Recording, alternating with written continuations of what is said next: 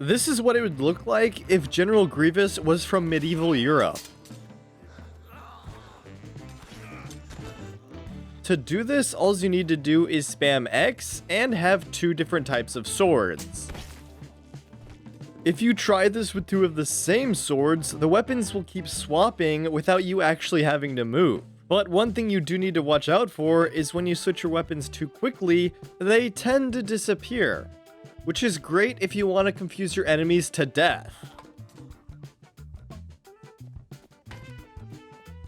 But for some reason, when doing this with shields, they don't disappear. But more on that later. First, we have to talk about why on earth would you want to do this in the first place. Well, when you switch hands, it doesn't cost any stamina, allowing you to attack without pause. It's also the closest thing we can get to twirling our weapons around, or flourishing, and I gotta say, sometimes it turns out to look pretty cool.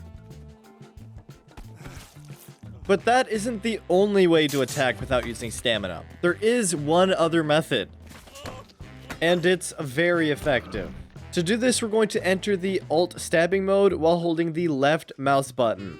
Once you are in position, hold down the right mouse button as well. Now to attack, we're simply going to release the right mouse button, and this should send the weapon forward, performing a stab. And to get back into the stance, simply click and hold the right mouse button again. Now, if the weapon is on our left side, we will perform a cut. If it's on our right side, we will perform a stab.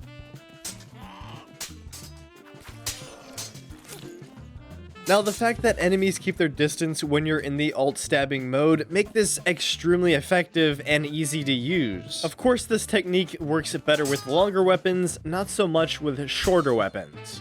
And that's because you're relying on your weapon's weight and momentum to do the damage for you. Also, when you're doing this, it doesn't offer you much defense, so it's best to keep your distance, and that's why longer weapons work the best for this.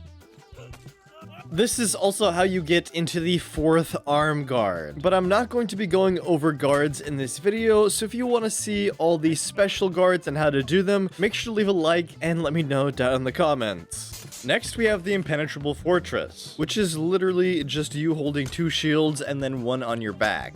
Now, you can use any shields really, but the best ones in my opinion are the boss script shields, and that's because they curve around your body, offering you a lot of protection. Also, when you're in your defensive stance, the boss scripts make you look like a dragon. Now, this setup gives you maximum protection from all angles, meaning even against multiple enemies, you still are untouchable. Now, besides the amazing defensive capabilities of this build, you aren't just limited to defense. We also have a few offensive actions as well. Since shields make for a really good blunt object, punching your opponent in the head with them after blocking an attack works perfectly. And there's also the shield charge, which simultaneously disrupts your enemy's attack while disorienting them.